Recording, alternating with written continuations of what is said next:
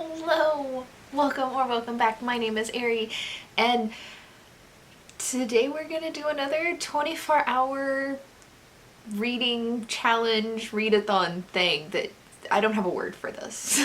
I'm gonna try to read as many books as I can out of the same series in a 24-hour period. Working title. Anyway, if you were with me last year, I read the first 7 books in the House of Night series for my first ever trying to read like as many books as I can from a series in 24 hours. I really need to work on that title. Please give me suggestions in the comments. I was trying to do the entire series, but I only got through the first 7 books. There's only 6 here because one of them was an ebook. Don't ask. I don't know why I'm missing a book.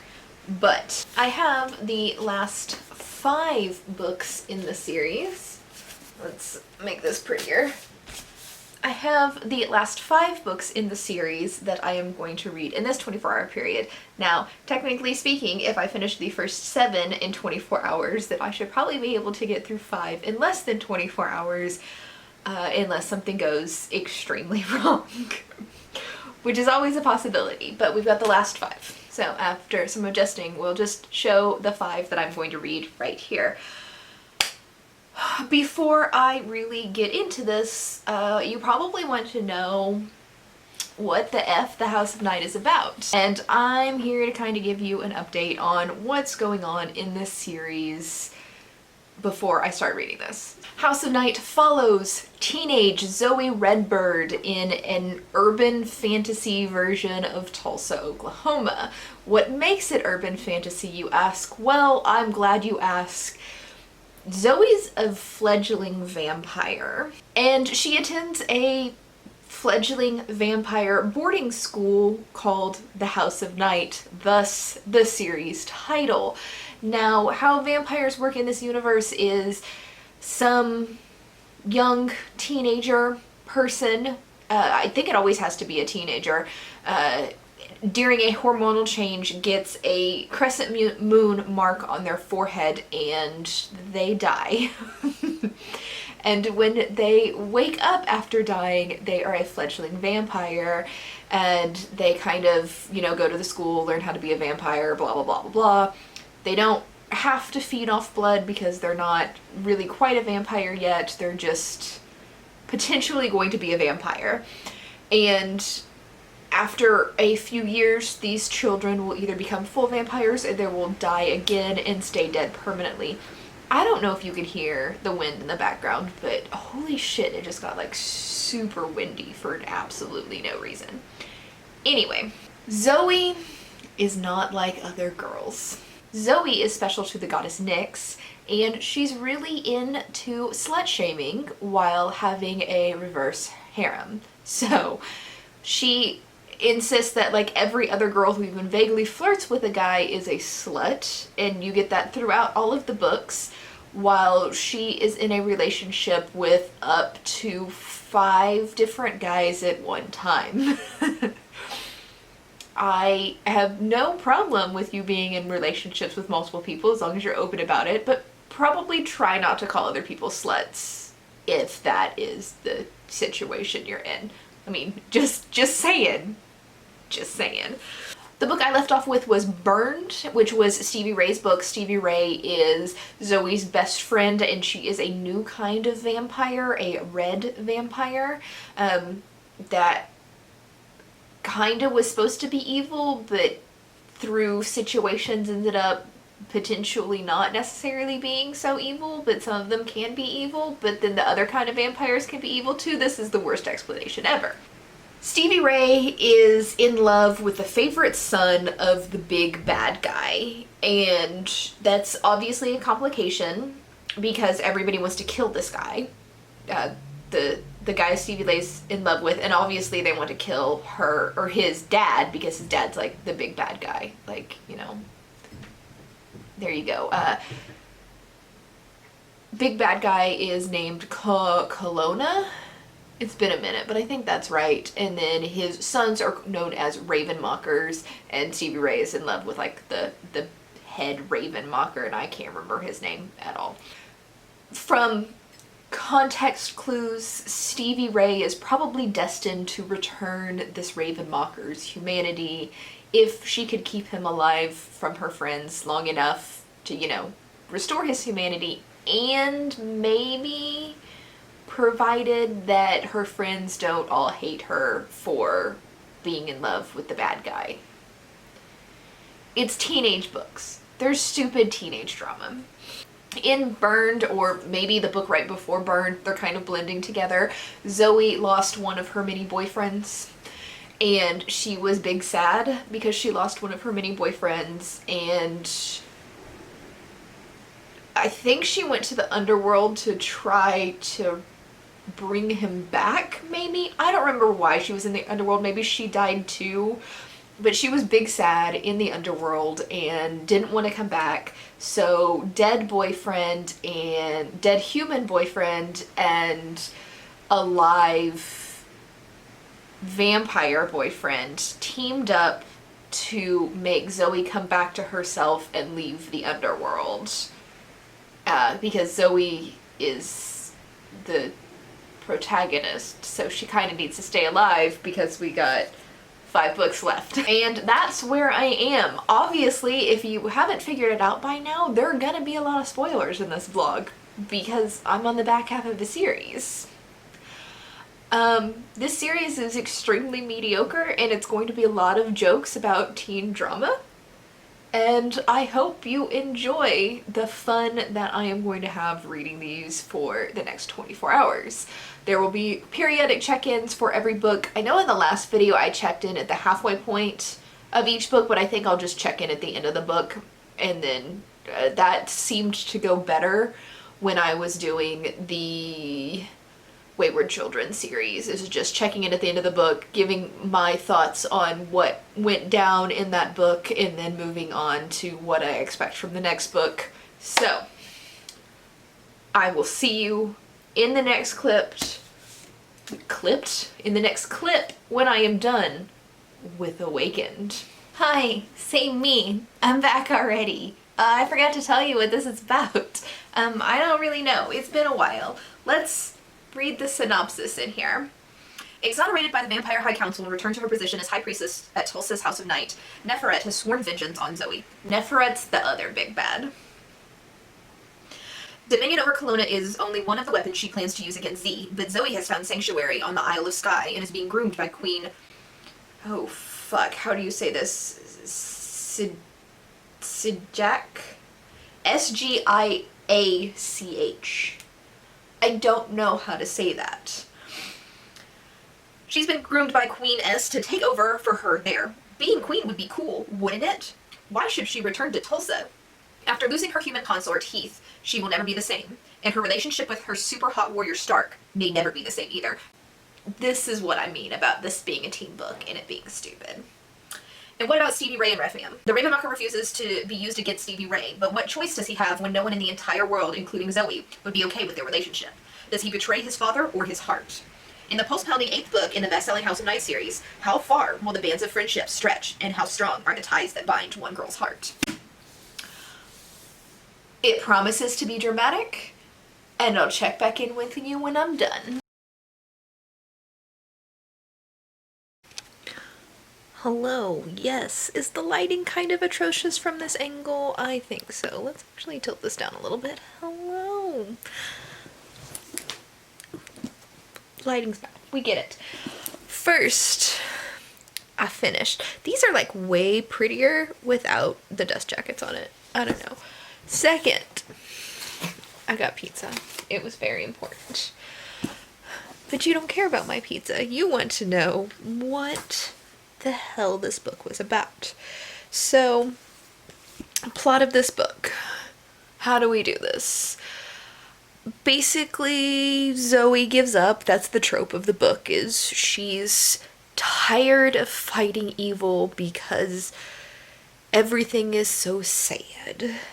And so she just decides she's gonna quit. So, that means one of her friends dies. Because that's what happens when you decide to quit fighting evil and give up, is just evil kind of runs rampant. I'm not going to tell you which friend, because That's a spoiler. So you just get that somebody dies, which is still a spoiler.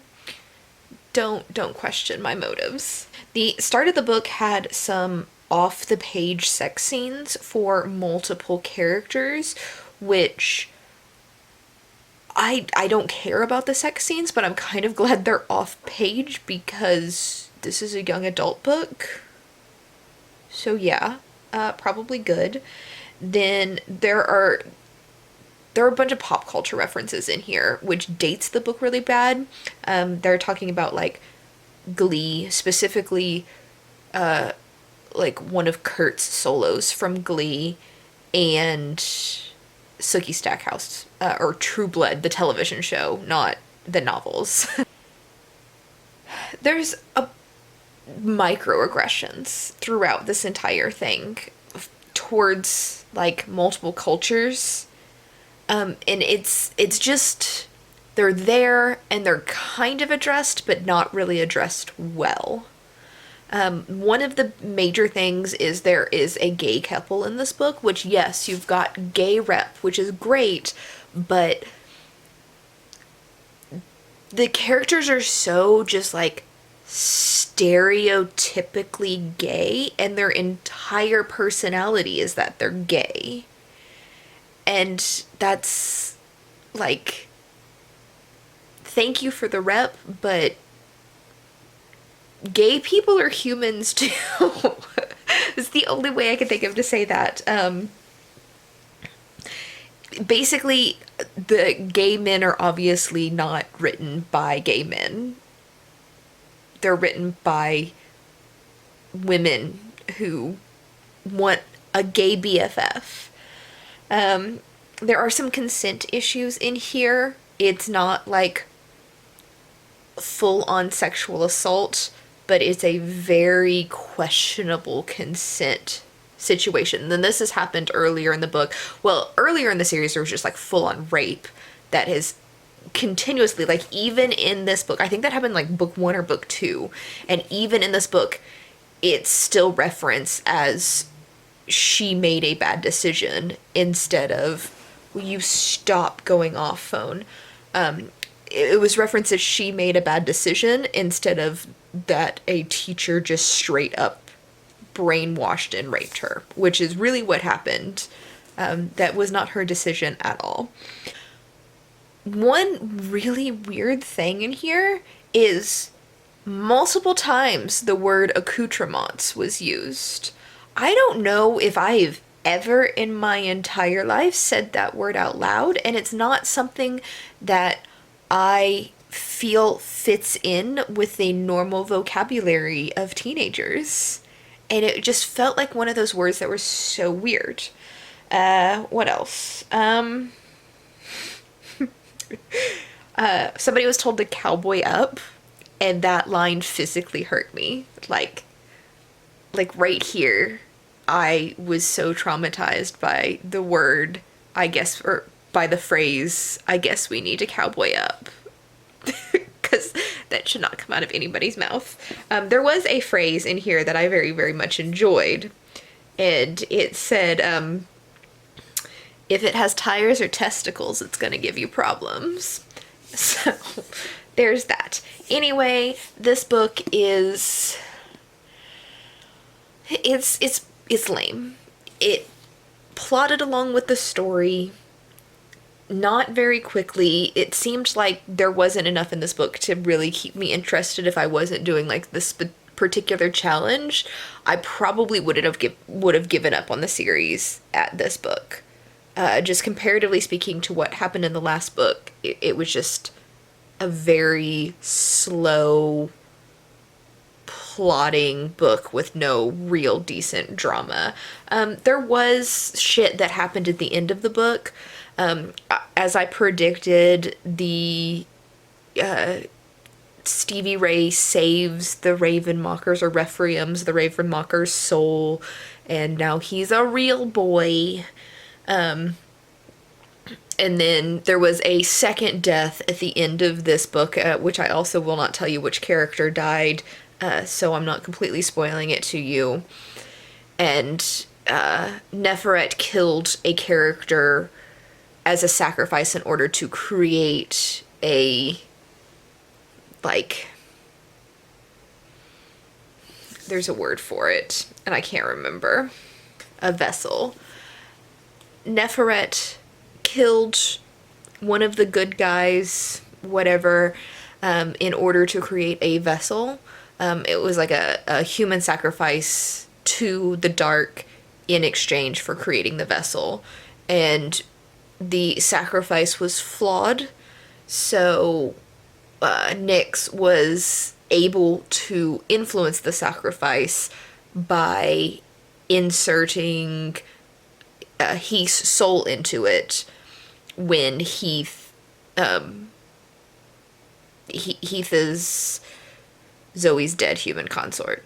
So supposedly this vessel that Neferet is going to use to destroy Zoe now has Heath's soul in it, so Heath's soul is supposed to keep it from actually being able to destroy Zoe, which I assume is the plot of the next book.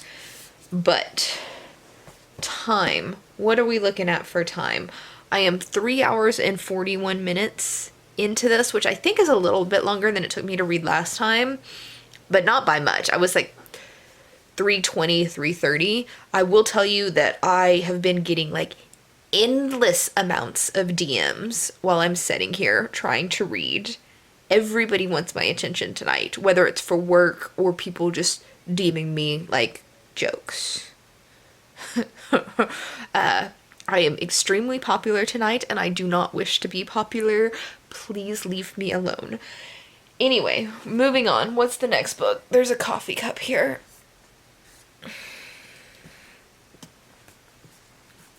Next book is Destined. And I know it looks like there's a bunch of gross crap on here, but I was just peeling stickers off the front. So all of that is just stickers that I peeled off the front. Destined is the next book. What is this about? Yeah, it's basically exactly what I thought it was. Is there's a new boy at school who is this vessel. His name's Aurochs, and Zoe senses something in him, and she's trying to bring him to the light before Neferet can use him for evil. And that's the summary. So we're getting that. Am I interested? No. Am I gonna continue to read anyway? Yeah, because this entire video is just going to be funny. That's it. That's what we're going for now. It's just funny. See you in the next clip. Okay, I have finished Destined, and before I get into talking about the book, my neighbor's child is extremely loud, and he is going to be screaming in the background of this clip, just so you're aware. So we'll start with the plot of this. Again, like Awakened, which is the previous book, the plot is mostly missing from the book. It's just pages and pages, like hundreds of pages of filler of just like teenage drama and stupidity, and then you get like the plot as like the, you know, big plot arc reveal at the end of the book. In this one, it's basically exactly what I said it was going to be. There's no surprises in this. It's Zoe realizes that Aurochs has Heath's soul, and as Aurochs tries to kill Rephraim, and oh my god, and Dragon Langford basically sacrifices himself, redeeming himself to save Rephraim. And that's like the last 30 pages of the book, and then the rest of it is either utter drivel or just boring like teen drama. Slight position change because that camera was not holding up well. There was something in this book for the first time that was just truly problematic. So far, there have been like little microaggressions throughout the books that were kind of, this is hard to explain because it was kind of like one of those things that's very easy to brush off as either it's normal for the time that this was written, or it's stupid shit that teens say because they're stupid and they haven't learned yet. And the microaggressions were very fitting with the personality of the characters. And sometimes characters would step in and be like, you don't need to use that word, or that's rude, or that's mean. So it's like the authors are trying to like address these microaggressions in these situations, but doing like a really bad job of it. But it was like some line that they were trying to walk between like not offending teens by telling them the shit that they say is bad, but then not really approaching it in a suitable manner that it should have even been brought up if you're not really gonna say, hey, this is bad. But what this book does is just sheer and utter hatred towards physically and mentally disabled persons. And it starts right at the beginning because the Nerd Herd, which is Zoe's group, and some of the Red Fledglings have decided to live in the old Tulsa train depot, and then they get bussed back and forth through or from the House of Night. And they are put on what they term as the short bus, which I grew up in a time when the short bus was a commonly used term for a smaller bus that was designed for wheelchairs and other differently abled persons who didn't necessarily or who needed extra help. But in this scene and throughout the book, when referring to the short bus, they constantly use the word retarded, which is completely inappropriate. And only once does somebody who's like, hey, that's mean, you shouldn't use that word. And the character who they say that to is like, well, people call me a cunt, so I can call anybody I want retarded. How can you say that word's not appropriate? And then people can use the word rape or retarded. And it's just like, that's a horrible argument. Why are you making this argument in the book? Like, both things are inappropriate, and there is no one who you are calling retarded that is coming back and telling you you're a cunt. It's like, why is that an acceptable argument in this book? This same character is like constantly, there's another scene where like they're talking about the short bus still, and they say, oh god, what was it that they said? One of the characters was like, well, at least it's new. And it's like, are you implying that being differently abled is some sort of like horrible catching disease? Like, holy shit, what is wrong with you?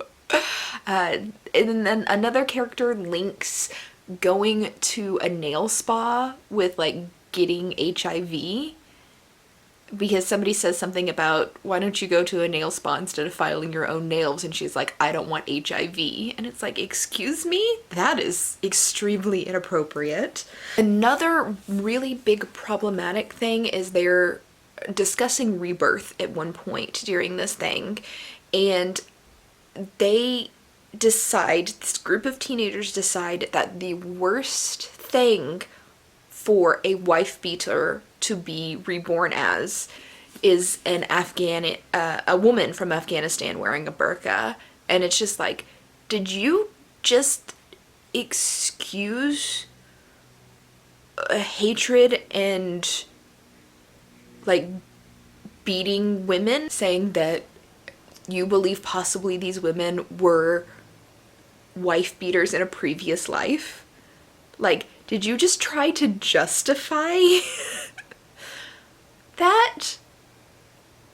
Is that what I read? Because that's really shitty. And it was just, there's so many different things. It's like they just ramped up the aggression from microaggressions to just like straight up hatred towards different marginalized groups in this book. And I don't know where it came from. And it's just so horribly problematic to me that that happened. And it doesn't help that, like, so far these books have been like a solid low 3 stars for all of them, where not a whole lot's going on, and then there's like a plot dump at the end of the book for action, and then that action is like why you should read the next book. So I, honest to God, would stop right here if I wasn't doing this challenge. That's how, like, just totally offended I am by this book right now. Because it was horrible. It was just horrible things to say about various marginalized groups of people. Anyway, the plot of the next book, since we're at the point where I'm just predicting the plot and apparently getting it right. Sorry, Zoe has realized that Aurochs has Heath's soul, and Neferet, or the Vampire Council, has finally realized that Neferet is aligned with the White Bolt and Darkness. So Neferet will be banished probably pretty early on, or banished from Vampire Society probably pretty early on in the next book. The Priestess of Death, which Thantos, I think, is actually her name. She is now going to be High Priestess of the Tulsa House of Night, and Kelowna has actually sworn himself as her warrior. Weird shit happened at the end of the book. So the next book is going to be kind of like Kelowna's redemption arc, and then Neferet still spreading some sort of chaos from her banishment. Because we know, I mean, there are 3 more books, so we've got 2 more of Neferet causing problems, and then the final one she's going to be either killed or caught. We also have 3 more chances for characters to die, because it seems like we're going on a trend of at least 1 character dying per book. I don't really... Kelowna is going to die in one of these. I got money on that. I don't know if it's the next 2 or even the last one, but the other 2 characters who are going to die, I'm not entirely sure who. Maybe one of the twins. That seems accurate. Anyway, I will check back in with you once I'm done with Hidden. Hello, welcome back. My hair is like slowly getting nastier every clip. Anyway, Hidden, done. We've gotten more book boxes in the mail today while I was reading this. Those will be coming up in future videos. Anyway, the point you were here for. Book number... I don't even know what this is. 9? 10? Who knows? Who cares? This series is just turning into a shit show. Like, there's no point to this anymore. It's the same, like, thing recycled over and over and over again, where it's just a shit ton of exposition of these teenagers being shitty human beings, and then a big dramatic ending, so you want to read the next book. This one doesn't even have like a cliffhanger to it, really. Or it has the same cliffhanger. It has the same cliffhanger that like all the other books have had, where it's like Neferet is gonna get you next book. What do you do with this? The aggressions have gone back down to microaggressions. There are no like huge hateful scenes in it, just, you know, casual use of the term short bus or retard or things like that. So it's still hateful, but not like long chapters of hateful exposition, just individual like throwaway phrases and words. As far as the plot goes, there's some really stupid shit going on. Throughout the entire series, there have been these two girls, Erin and Shawnee, who are referred to as twins, even though they're not related. One girl's black, one girl's white, but they came to the House of Night on the exact same day and have been best friends ever since. And they're known all throughout the series as like being inseparable and finishing each other's sentence and generally just being twins, with their personalities being the same, right? They've been side characters where they're not really important. They call 2 of the 5 elements that are needed to form a circle, but other than that, not really big character arcs for either one of them. But all of a sudden, out of absolutely no fucking where, they are like not twins anymore. And for some reason, when they are not there to balance each other out, Shawnee becomes good, like a better person than she was, and then Erin just becomes evil. And there is literally absolutely no reason at all for Erin to be evil. It's just all of a sudden she was like, I don't like you anymore. I'm going to go be evil. And it's just like, why? And she's replaced by another new introduction character, I think. It was a character who was like faintly introduced last book, but is now more important. So this new character, I don't even remember her name, but she can see auras, and she is replacing Erin as the water point of the circle. And there's just like, there was no point to like replacing Erin at all. I don't understand why this was done as a plot point, especially such a horribly explained plot point. Erin is evil with Dallas, who, looking back on it, him turning evil was really stupid. He was always the character who grounded Stevie Ray until she started hooking up, or until Rephraim came into the picture for Stevie Ray, and he was kind of like Stevie Ray's boyfriend, but really he was just a really good friend who was just always like a gentle, kind soul. And as soon as Stevie Ray broke up with him, he became evil and the lead of the evil red vampires, as opposed to Stevie Ray being the leader of the good red vampires. And then Erin just randomly, after having, like, it was a stupid fight about, Shawnee wanted to talk about her dad being distant, and Erin was like, I don't give a shit about your dad, and then goes off and starts like publicly getting naked and having sex with Dallas, who she has never shown an ounce of interest in beforehand. And this is like a 17-year-old child who is in the middle of a fucking water fountain in the middle of campus having sex with this kid. So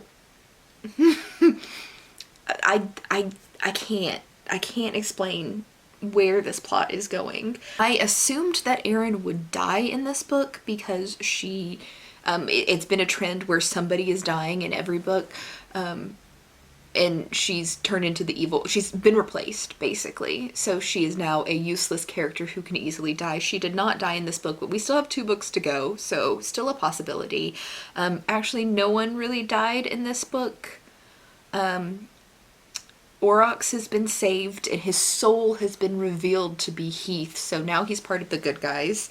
Kelowna has suddenly, out of nowhere, been like accepted as a good guy, and everybody forgave him, and there was like no, it was just like no plot for this, no lead up. It's just Kelowna is evil, and then all of a sudden he, in the very end of the last book, cried over Rephraim's dying body, and now everybody forgives him. And it's just like, what? He's like killed a lot of your friends, and there's no like, you can do teenage drama of a girl becoming evil because she had a fight with her best friend, but you're just gonna like randomly forgive this dude who killed two of your boyfriends and a bunch of other people. It was just like the plot is so bad. Like, none of this shit can be justified. These books, like, another thing that's kind of like not a really big deal but kind of weird, actually we're gonna do one thing that's kind of weird and then two things that should just be mentioned casually.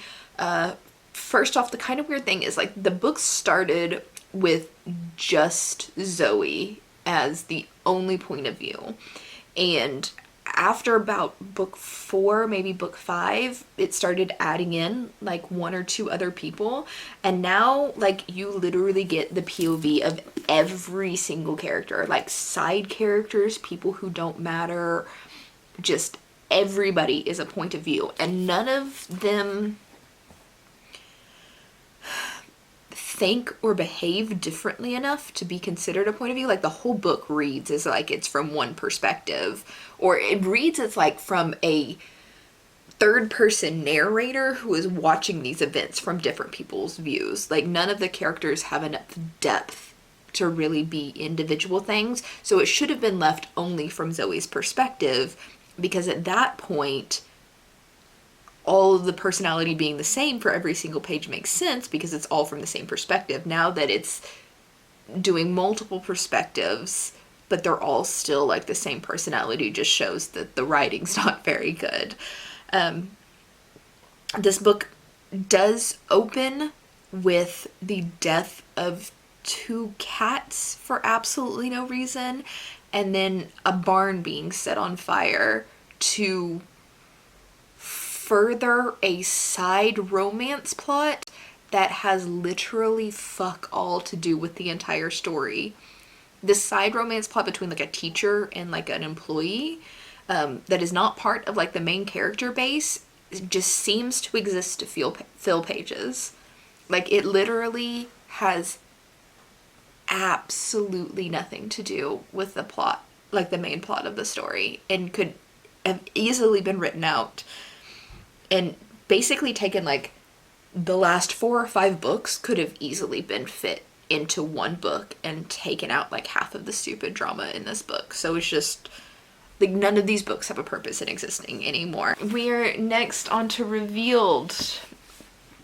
Let's see what Revealed is about. So Nefereta's injured, and she apparently kills Aphrodite's dad, who's the mayor of Tulsa, and that makes all of the humans suspicious and hate the vampires, because reasons. And then apparently the big bad of this book is Dallas, because Neferet is injured. Zoe doesn't feel good. That's what I read in this book. And that was the other one. Where did it go? 10th book, not 9th. But yeah, so this sounds like filler, which doesn't surprise me at all. And I don't want to read it, but I'm going to. I also haven't been updating on the time. We're at 11 hours and 52 minutes, so just at 12 hours. So halfway through the time, but only 2 books to go. I've read 3 books so far, 2 books to go. I'm just not looking forward to this. So we should be right around 16 hours in when I get done with, it's upside down, when I get done with this, and I guess I will check back in and bitch about this when I'm done. I got nothing at this point. Dude, these books are so bad. I have finished Revealed. What is this? This is motorcycle. This is like a mix between Neferet's backstory, which is stupid. Basically, Neferet, right before she was marked as a fledgling, I need to change my camera battery. So, late 19th century, right before she became a vampire, Neferet's father sexually assaulted and beat the shit out of her. And that incident basically made Neferet like follow in her father's footsteps, and she became an abuser because she was abused in that situation. And that's how the book's apparently going to justify her behavior. This is tilted weird. Anyway, and then once she is a fledgling, she discovers that she has an affinity for speaking to cats, and her cat is attacked by a wild animal, and she asks the goddess for the ability to heal the cat, and the goddess grants her the ability to take away the cat's pain. And she's like, this isn't what I asked for, and then decides to become evil at that point. And then you've got a little over 100 years of her slowly becoming more and more evil. And yeah. Then the side story to that is Zoe and this whole new Aurochs and Stark situation, which was literally the plot of like the first few books. Is Zoe wants to sleep with a bunch of different guys, and the guys that she wants to sleep with are all jealous assholes. And this book literally took away like every ounce of Stark's like character building, like all of it. And that was fucking stupid. Like, why did we have 10 books of character building for Stark to become a decent guy, to get over his jealousy, for it to just, like, it literally just, like, nothing happened, showed right back up, and Stark's a jealous, conceited asshole like he was in the first few books, and, like, all of those books, character building, just gone. About the Aaron dying thing that I predicted, holy shit, I was right. It happened the first chapter of this book instead of the last book, though. But yeah, totally, they just replaced Aaron as a character because they needed a use for a girl who could see auras. It was so stupid. This book got super repetitive. Like, none of the other books really did this, but it would be like, Zoe, I need to talk to you. And then Zoe'd be like, you need to talk to me? Yes, I need to talk to you. And then Zoe's internal monologue, I think he needed to talk to me. And it was just like, what the fuck is this writing? This is so bad. What is going on? I think the authors hate men. We're just gonna leave it there. Like, all of the men in this book are just really bad people. There are strong sexual assault warnings in this book. Trigger warnings. You should probably know that. And, oh, my favorite thing about how just blatantly and obviously lazy these two authors have gotten about the writing in this book is page 239. Zoe talks about her 6-hour class being English, right? 239. Then 251, that's 12 pages later, Zoe's 6-hour class is now equestrian studies. This has happened in the previous book before this, where the new human character that Lenoba fell in love with was 27 on one page and like 32 on another page. But I didn't write down the exact page numbers or anything like that. But just such fucking lazy writing that you're not even going to get like a class schedule right.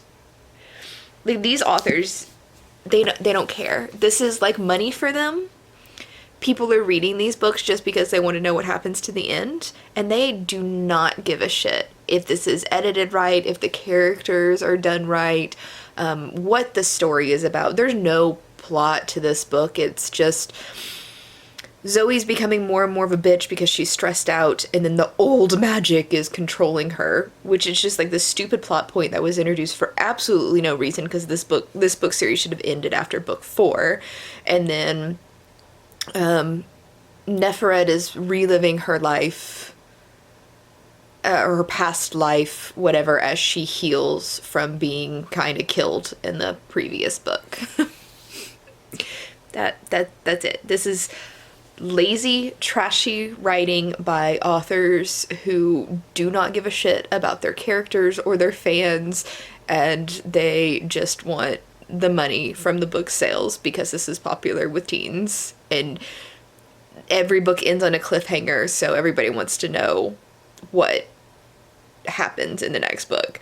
So the cliffhanger for this book is Zoe was attacked by 2 human men in a park while she was crying, and she killed them because she was angry, and the old magic's taken over for her.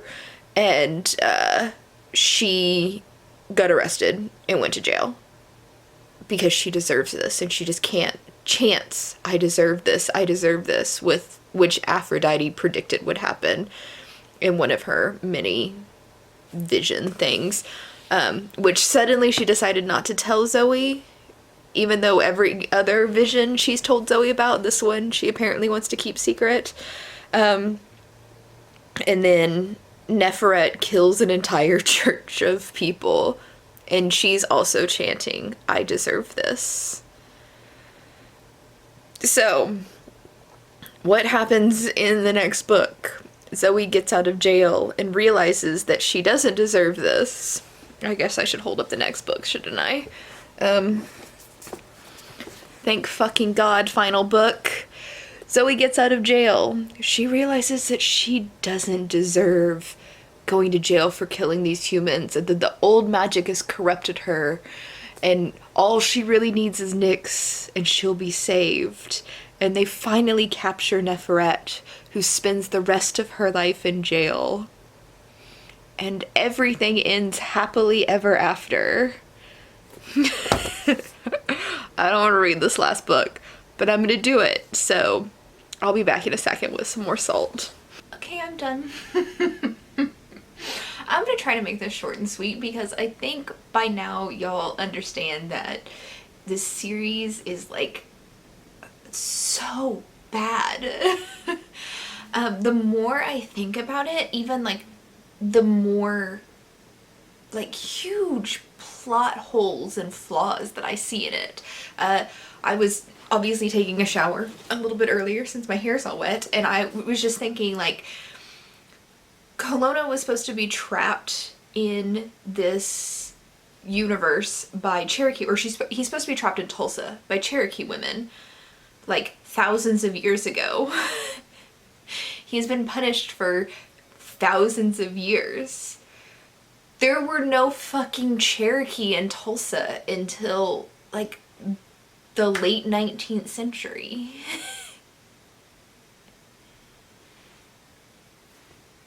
The Cherokee aren't from Tulsa. They're not from Oklahoma. They were moved there on the Trail of Tears. Like, what the shit were these authors thinking? And just, there's so many huge plot holes like that. Back to the end book. Everything is happy. Love and goodness wins in the end. And everybody has a boyfriend, girlfriend, or they're dead, or both. Or both. Why not both? So, let's see how long this... 20 hours, 30 minutes. I have 4 hours left. Yay, I'm gonna spend the last 4 hours unboxing these boxes and recording them, so that's why you get makeup. Overall thoughts of the book series as a whole. A, it sucks. I think you got that. I think we've determined that the whole damn thing sucks. Good guys win, bad guys lose, hooray, whatever, who the fuck cares. Plot holes everywhere. This book is also Kelowna's, like, redemption arc. And if you're going to have a redemption arc for a character, that's fine. This character, Kelowna, is redeemed. He's forgiven by everybody, and he gets to go back to the loving arms of the goddess who kicked him out of the other world, right? Everybody lives happily ever after. The end, goodbye. Except for maybe don't make the character who you're giving a redemption arc to a serial rapist.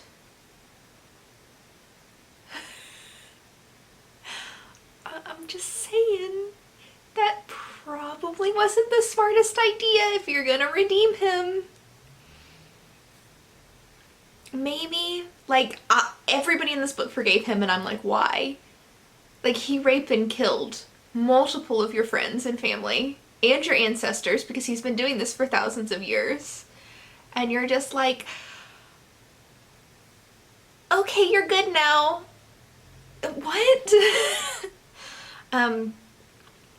But I've decided on a 1-sentence summary that describes the whole book series. And this book series is about a 150-year-old vampire who fights for the most important city in the world, Tulsa, Oklahoma, against a 17-year-old girl who's not like other girls.